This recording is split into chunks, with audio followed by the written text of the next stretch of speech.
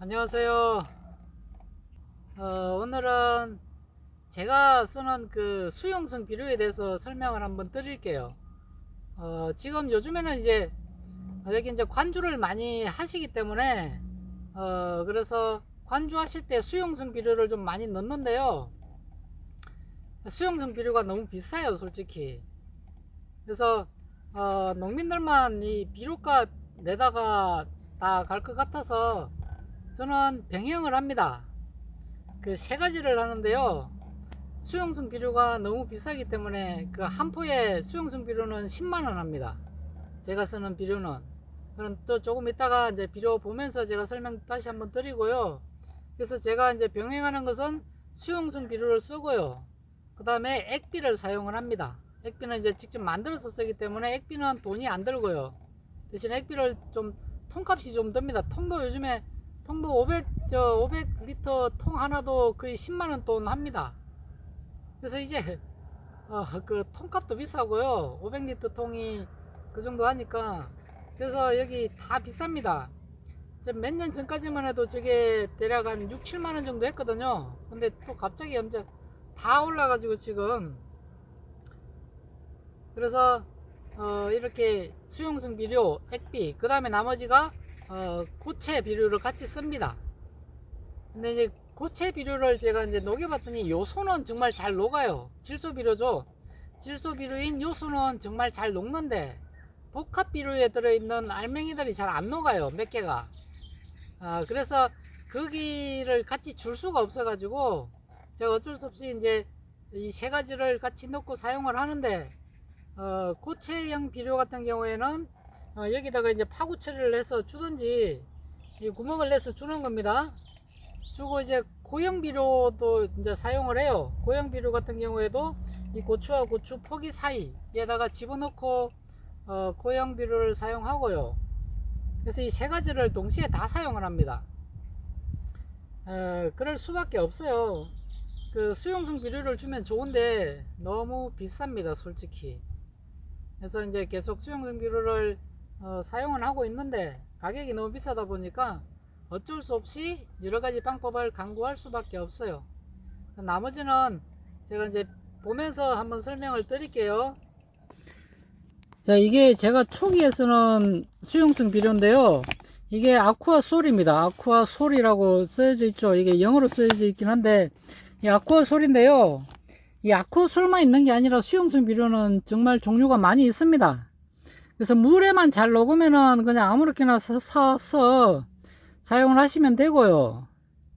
그래서 여기는 이제 보시면은 29, 10, 10이니까 NPK입니다. 그래서 3대 1대 1이에요.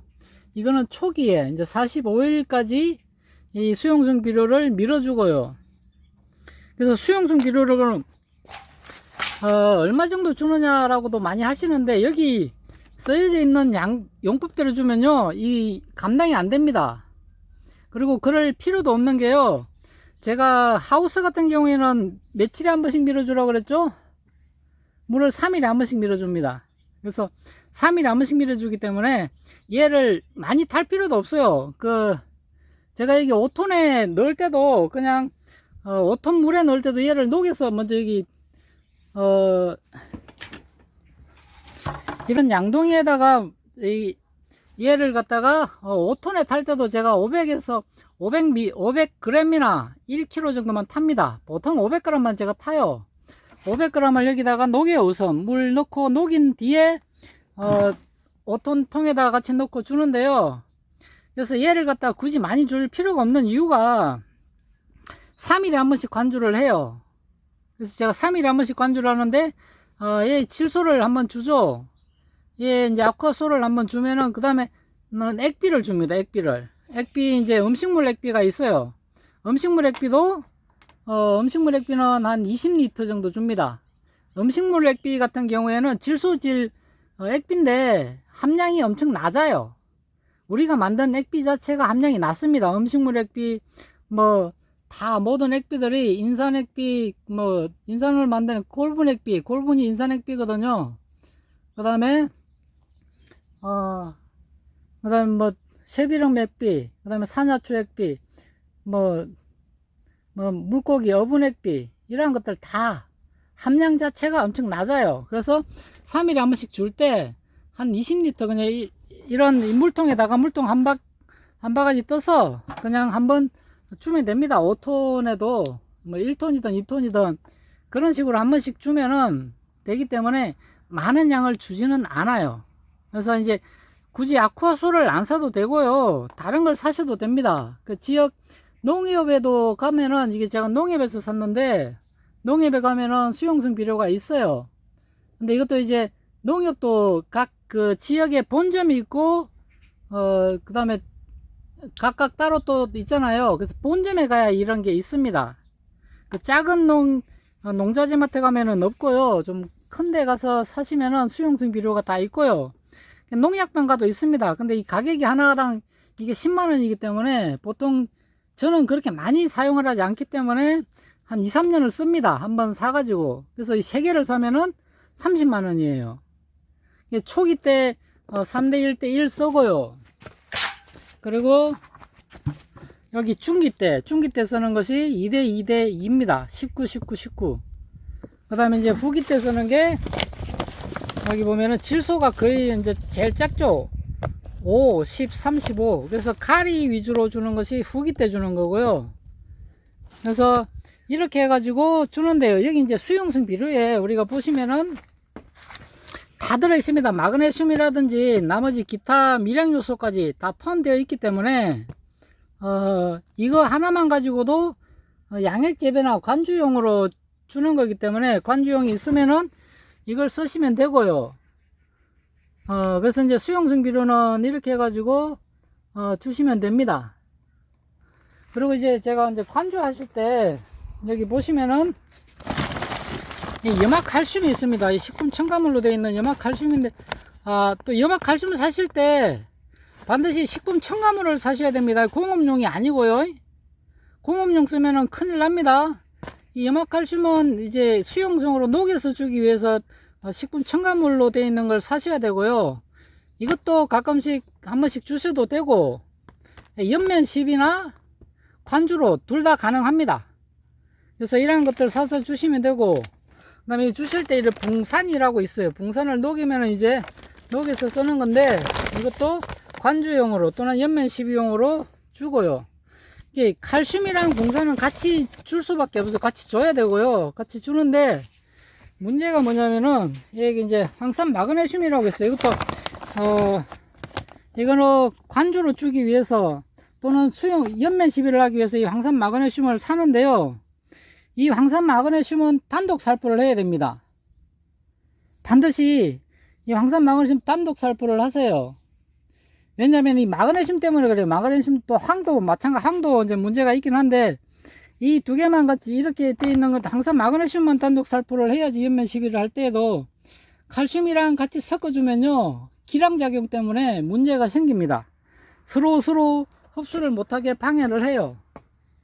자, 이렇게 이제 수용성 비료는 이렇게만 하시면은 이제 주는데 문제는 없어요. 대신에 양을 제가 이제 3일에 한 번씩 우리가 줘야 되기 때문에 양을 많이 주지 말고요, 적게 주라는 겁니다. 그래서 우리 또 마찬가지로 몸에 좋다고 해서 많이 먹으면은 탈이 납니다. 우리가 뭐 감기 걸렸을 때 몸에 좋다고 해서 감기약을 한꺼번에 털어놓으면 어떻게 돼요? 큰일 나죠. 그거하고 똑같아요, 이것도. 그래서 만약에 이제 또 미량 요소가 부족하다 생각하시면은, 제가 뭐 약장사도 아니고 이런 그 미량 요소가 있습니다. 대유 미리건에서 나오는 미량 요소가 여기 보면 다 들어 있어요. 뭐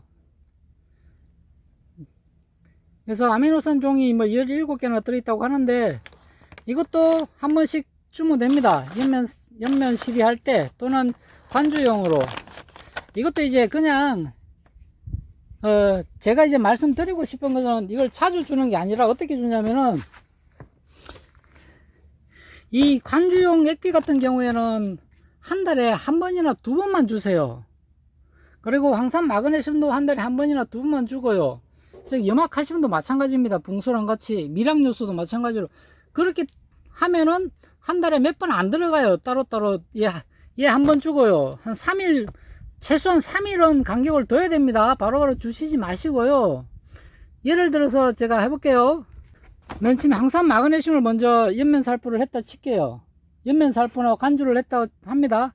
그럼 3일 뒤에 수용성 비료를 뭐 관주나 옆면살포 해도 됩니다. 3일 뒤에 했죠. 그 다음에 액비를 다시 한번 줍니다. 액비 있으면은. 그 다음에 염화칼슘을 다시 또 3일 뒤에 또 줍니다. 염화칼슘하고 붕소는 뗄 수 있으면 같이 주세요. 그 다음에 또 3일 뒤에 이제 또 데이오미리건을 줍니다. 그리고 액비 있으면 액비 한번 주시고요. 자, 이렇게 돌아가면은 이게 총 하나, 둘, 셋, 넷, 액비까지 5가지가 되죠.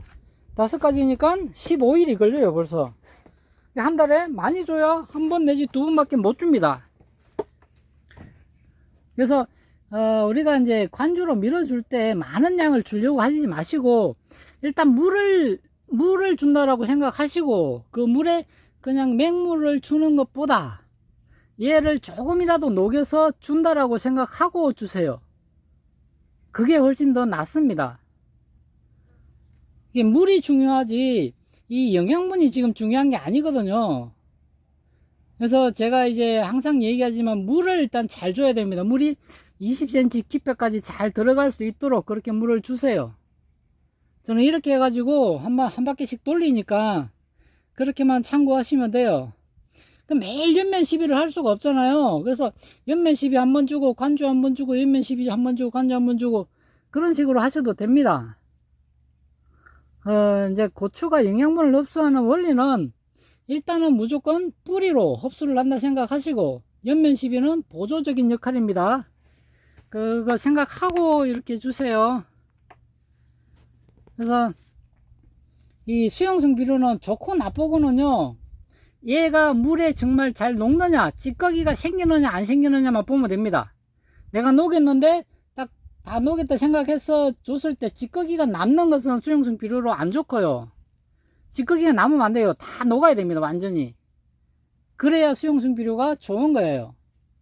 그리고 내가 이제 1년 동안 키워보고 작물이 잘 받아들이고 성장을 잘하고 문제가 없으면 자기 밭에 그 수용성 비료가 맞습니다.